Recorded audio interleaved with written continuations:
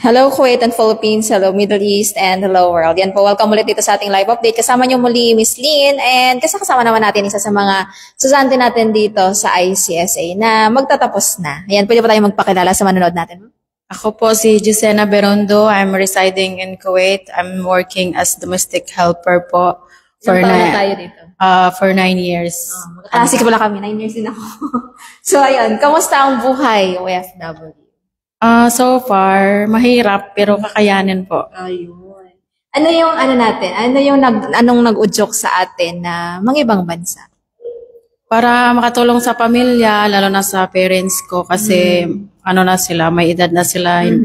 Tapos mga kapatid ko mag-aaral pa. Sa ngayon, natapos na kaya may chance. Galing naman. Ikaw ba yung panganay? Hindi, pangatlo ako. Pero may asawa na kasi yung mga panganay. Kaya. So sa'yo napasa ang corona. Pero may corona. Pero may chance good. pa kasi hindi pa masyadong magastos. Ano pa lang siya, elementary? High school siya ngayon. Laki na, yun. So, naman, paano ka nakapag-decide na mag-aral muli? Para mag-level up, tapos lumaki yung sahod. Kasi yun naman.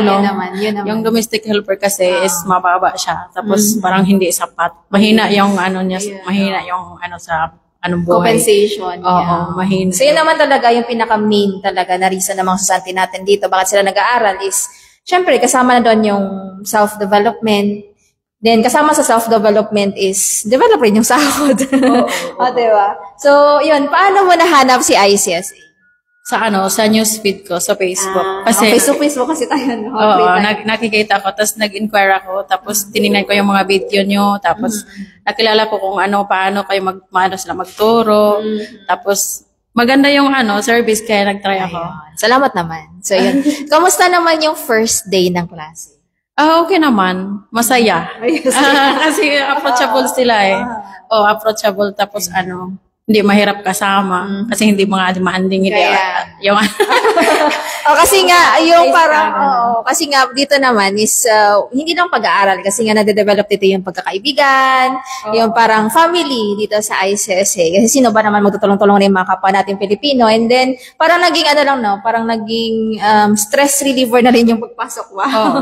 Panibagong environment naman. Paano mo siya, kasi syempre kung natatrabaho sa bahay, grabe yung trabaho, paano mo siya pinagsabay ang pag-aaral at the same time yung trabaho? Mahirap. Kasi nga may may pag-aaral ka pa, tapos may trabaho ka pa. Pag may time, matapos yung trabaho, tapos may time ako, tsaka ako babalikan yung mga notes. Yung assignments. Mga assignments, mga modules. Kailangan talaga self-discipline. Oo. Kailangan may tapos time management talaga. Kasi may mga bata mahirap yung iiwan mo bata, tapos kailangan tapusin mo ng trabaho mo, makatulog sila, makapagpahinga sila. Bago sa isingit mo yung assignment. Mahirap kasi makatulog ka ng matagal lalo na may may inakuha kang oras. Kasi mag-aaral yung mga bata, kailangan maaga ka dapat on time ka rin. Mahirap, bilis lang yung oras, mga 5 hours lang yung tulog, kaya may assignment pa. Kaya naman. Ayun.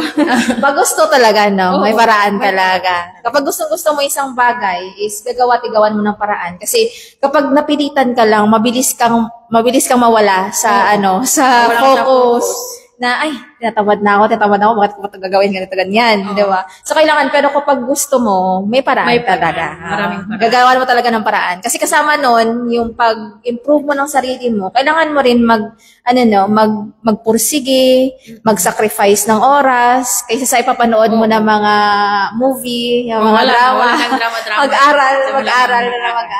Kasi pag lumabas kami kasama ng amo ko, tapos wala akong ginagawa sa ibang bahay, may dala akong notes. Tapos ko siya, nireview ko siya pag para pagpasok ready ako. Ready ka kasi na. Pag sa bahay, hindi ka masyadong makapuso, maingay. Ganun pag may pagkataon ka sa ibang bahay, dalhin ka sa amo mo, tapos wala kang ginagawa doon, kumuha ka na lang. Ayun. Kasi sayang din naman yung oras. So, kailangan talaga time management talaga, no? Tsaka disiplinado sa sarili na kailangan kong pag-aralan to, yung focus mo is andun talaga. Ayun. Kasi sayang din naman yung bayad. Kaya nga. Kasi sayang din yung oras mo na inilaan sa pag-aaral. At the same time, financially, dalawa yon magkasabay. So, kamusta naman yung yung klase? Ano yung pinaka-memorable na natutunan mo, which is makakatulong sa'yo as a caregiver in the future? Masaya kasi marami kang natutunan.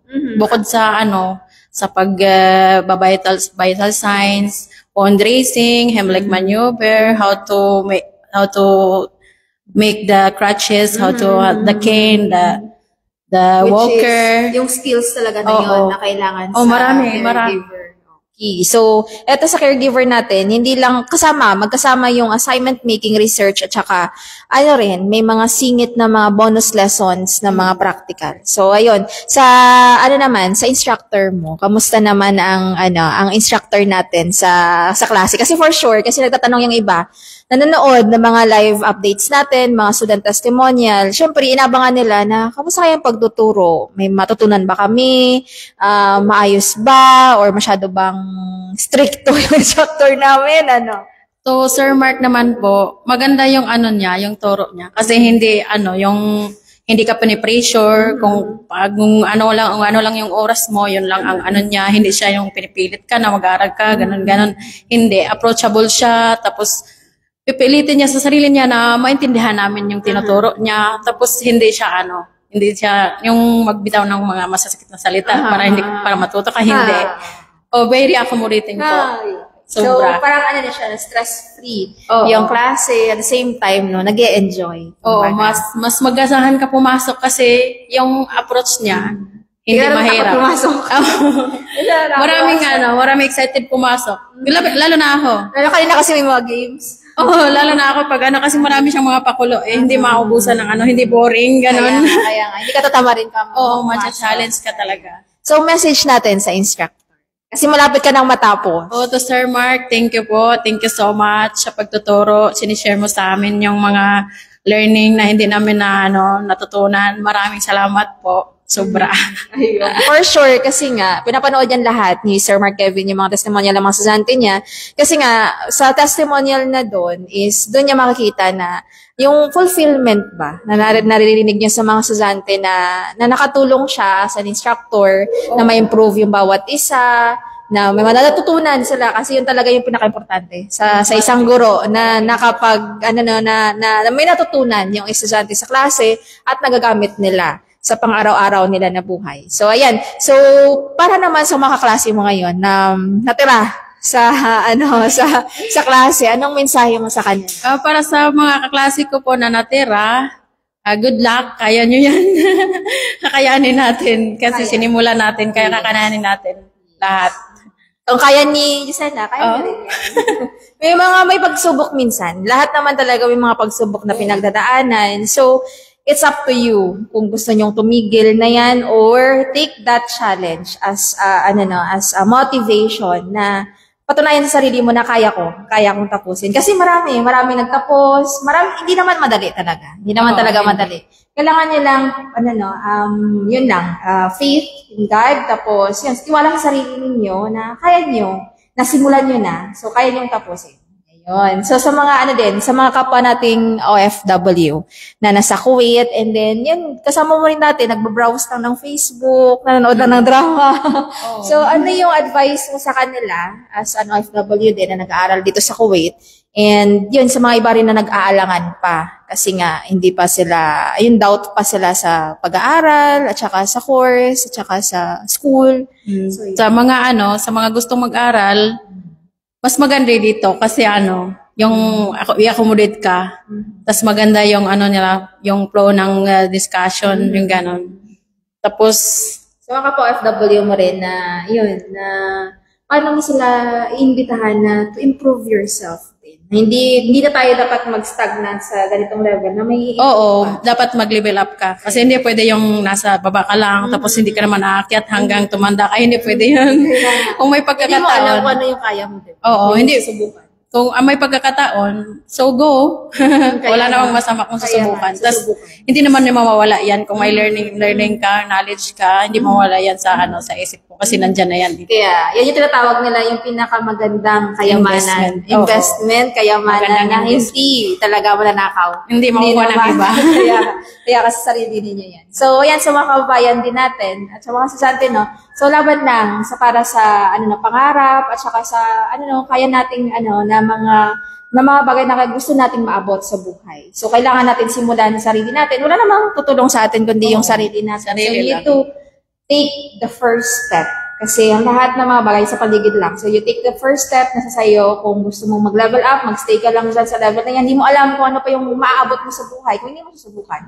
So, ayan. So, patunay, si Ma'am Jocelyn na sa atin na, yun, nakaya niya pagsabayin ang trabaho at pag-aaral. Yan, working student, di ba? Yung, ano natin, yung ating peg. So, kahit dito sa abroad, pwede pa kayong mag-aral, mag-upgrade ng skills, at yun, take a first step na ma-improve din yung sarili natin. At saka kasabay na rin yun, syempre, pag na-improve yung sarili natin, magkakaroon ng panibagong opportunities. Who knows, may mga opportunities sa ibang bansa or dito na mas maganda yung sahod. Kasi nga, yung kinagandahan ng sahod, nakadepende pa rin sa atin kung gagalaw tayo or hindi. So, ayan. So, sa mga, sino yung naging inspirasyon mo dito sa pag-aaral? Inspirasyon. Charot. Inspirasyon. Inspirasyon! Bakit ka nag-abroad? Bakit ka nag-aral? Bakit ka nagpupursige? Para ko sa pamilya ko talaga. Kasi hindi naman ako nag-abroad para sa iba. Para sa pamilya ko, sa magulang ko, makatulong sa kanila, sa pag-aaral ng mga kapatid ko, sa anak ko. For sure na nanood yan sila. Oh. Nagalang shout out daw sa mga family. Saan ka nga? Sa Mindanao po. Sa Mindanao. So yun, for sure na nanood yan sila doon. Tapos, para sa kanila lang. Kasi nga mabagal yung proseso pag nasa baba ka lang. Kaya, hindi ka nag-level up. At least paunti-unti is umaakyat tayo. Oo. So, parang yung hindi lang mahirap. Yung katamtaman lang na buhay, yung gano'n. At least may inangat tayo sa buhay. Hindi kayo nag-struggle kayo doon sa baba, pero hindi mo alam kung ano pa yung kaya mo pang abutin. Hindi mo itetest yung sarili mo na, ay, kaya ko pa. Kaya ko pang mag-level up ng trabaho, develop ng ibang namang job opportunities. So, try. Yun yung sasabi natin. Try harder para maabot yung pangarap natin. Okay? So, ayan, maraming salamat rin, Ma'am Jocelyn, sa mag-unlock dito sa ating student testimonial. Kasi nga, dito sa student testimonial na to is, nakikita ng ibang tao na, ay, nakaya niya. So, you will be a motivation din sa iba. So, maganda rin yun sa ating mga estudyante. Kaya sila nag-share ng testimonial nila kasi nga, yung story ninyo is hindi mo alam nakaka-apekto siya sa ibang tao na, yun, gagalingan nila yung sarili nila. Na-encourage din sila na, yun, ay, kaya ko pala, kaya niya rin. So, meaning, kaya ko rin. Yun. So, sa mga kababayan natin na OFWs na nagtatrabaho abroad, so, andito yung ICSA nag-offer ng different courses na magtutulong sa inyo to achieve your dream job, your dream opportunities, kung saan man yan na trabaho. So, yan po. For more details, pwede kayong mag-message dito sa ating comment box below. Di kayo mag-message sa ating WhatsApp number, +965-9930-2850. O di kaya, kung dito kayo sa Kuwait, pwede kayong magbisita dito sa office natin. We're located in Panasonic Tower, 8th floor, Malia, Kuwait City. So, yan po. Maraming salamat. And see you next time sa ating mga more live updates and student testimonial. So, yun po. Maraming salamat. Ma'am Jocelyn. Congratulations. Matapos na. Lapit na. Yung assignments tapos na rin. Ayun. Ang galing naman. So, yun po. Maraming salamat and God bless you everyone. Bye po.